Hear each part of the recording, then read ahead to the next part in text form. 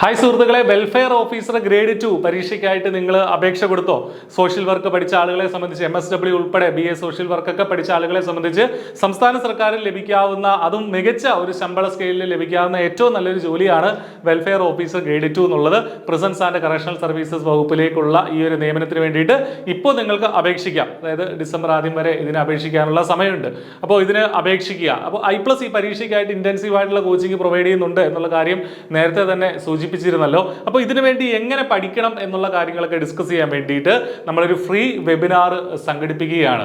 പലർക്കും ഇതിന്റെ കാര്യത്തിൽ വളരെ കൺഫ്യൂഷൻ ഉണ്ട്. കുറേ നമ്മൾ കഴിഞ്ഞ തവണത്തെ സിലബസ് ഒക്കെ നോക്കുകയാണെങ്കിൽ വളരെ വാസ്റ്റ് ആയിട്ടുള്ള സിലബസ് ആണ്. പാർട്ട് 1 എന്ന് പറഞ്ഞ ജനറൽ പാർട്ടാണ്, അതിനുശേഷം പാർട്ട് 2 സോഷ്യൽ വർക്കിന്റെ പാർട്ടാണ്. പക്ഷെ അത് വളരെ കടൽ പോലെ കിടക്കുകയാണ്. അത് ചുരുങ്ങിയ സമയത്തിനുള്ളിൽ ഏറ്റവും എഫക്റ്റീവ് ആയിട്ട് എങ്ങനെ പഠിക്കണം, എന്ത് പഠിക്കണം, ഏതൊക്കെ ടെക്സ്റ്റ് ബുക്കുകൾ നമ്മൾ റെഫർ ചെയ്യണം, നമ്മൾ ഒരിക്കലും ഒഴിവാക്കാൻ പാടില്ലാത്ത ടോപ്പിക്കുകൾ ഏതൊക്കെ എന്നൊക്കെയുള്ള കാര്യങ്ങൾ ഡിസ്കസ് ചെയ്യാനായിട്ട് നമ്മളൊരു ഫ്രീ വെബിനാർ സംഘടിപ്പിക്കുകയാണ്.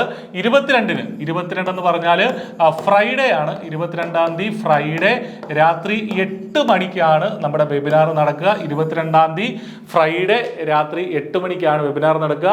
ആർക്കും രജിസ്റ്റർ ചെയ്യാം, ഫ്രീ ആയിട്ട് രജിസ്റ്റർ ചെയ്യാം. ഈ വീഡിയോടൊപ്പമുള്ള ഡിസ്ക്രിപ്ഷനിൽ നമ്മുടെ ഒരു ഗൂഗിൾ ഫോം കൊടുത്തിട്ടുണ്ട്. അത് ഫില്ല് ചെയ്ത ആർക്കും ഈ ഒരു വെബിനാറിലേക്ക് രജിസ്റ്റർ ചെയ്യാം. അപ്പോൾ കൃത്യമായിട്ട് ഏറ്റവും എക്സ്പേർട്ട് ആയിട്ടുള്ള സോഷ്യൽ വർക്കിന്റെ മേഖലയിലൊക്കെ ഏറ്റവും എക്സ്പേർട്ട് ആയിട്ടുള്ള ഫാക്കൽറ്റികൾ തന്നെയാണ് ഈ ഒരു വെബിനാർ ലീഡ് ചെയ്യുന്നത്. അപ്പോൾ ഒട്ടും മറക്കണ്ട, ഈ വെള്ളിയാഴ്ചയാണ് വെബിനാർ. അതിനുവേണ്ടി രജിസ്റ്റർ ചെയ്യുക. കൃത്യമായിട്ട് ഒരു സ്റ്റഡി പ്ലാനോടുകൂടി ആദ്യമേ തന്നെ നമുക്ക് മുന്നോട്ട് പോകാം. നേരത്തെ തന്നെ സിസ്റ്റമാറ്റിക് ആയിട്ട് പഠിച്ചു തുടങ്ങുന്നവരാണ് ഉയർന്ന റാങ്കിലേക്ക് എത്തുക എന്നുള്ള കാര്യവും മറക്കാതിരിക്കുക. അപ്പം നന്നായിട്ട് പഠിക്കുക.